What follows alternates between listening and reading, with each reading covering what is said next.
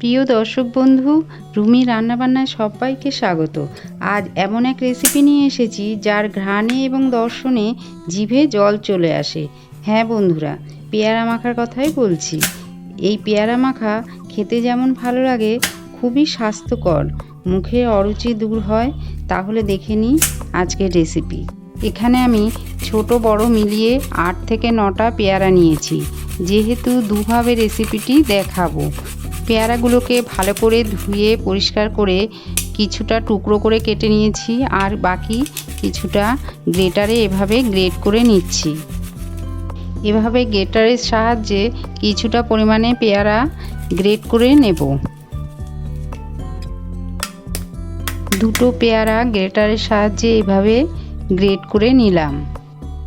আরও দুটো পেয়ারা নিয়ে মুখের দিকটা এভাবে কেটে বাদ দিয়ে টুকরো করে কেটে নেব।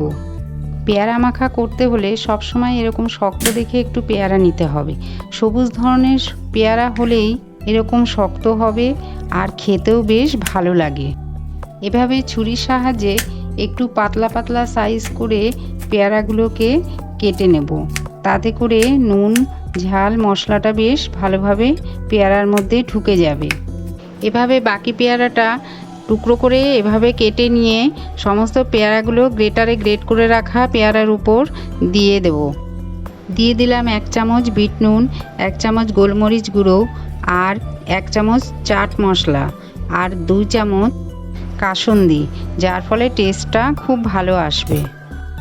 দিয়ে দিলাম কিছুটা পরিমাণে পুদিনা পাতা আর 4টে কাঁচা লঙ্কা। এটাকে পেস্ট করে দিয়ে দেব।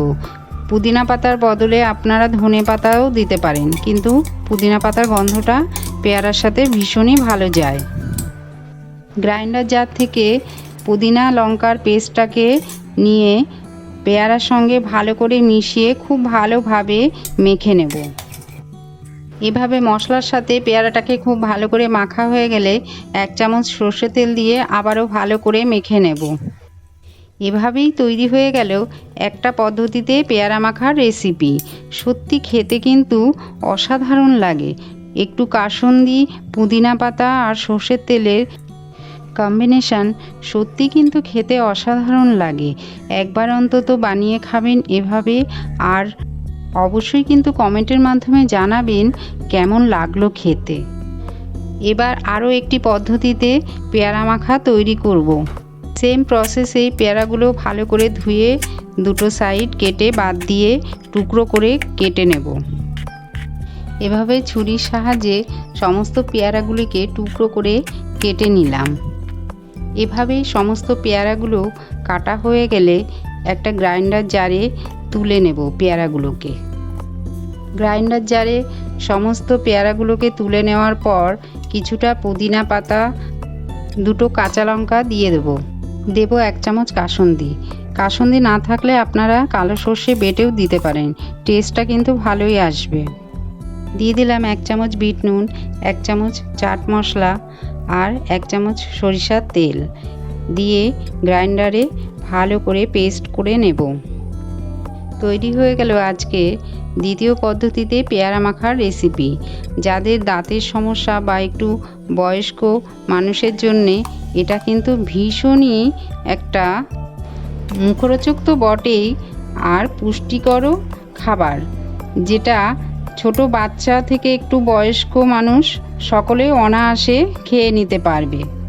বিশেষ করে যাদের দাঁত নেই বা দাঁতের একটু সমস্যা আছে, সে সকল মানুষের কথা মাথায় রেখেই এই রেসিপিটা তৈরি করেছি। কেমন লাগলো কমেন্টের মাধ্যমে অবশ্যই জানাবেন। ফ্যামিলি ফ্রেন্ডসের মধ্যে শেয়ার করবেন, লাইক দেবেন, আর সাবস্ক্রাইব করে অবশ্যই চ্যানেলের পাশে থাকবেন। সবাই ভালো থাকবেন, সুস্থ থাকবেন। ধন্যবাদ।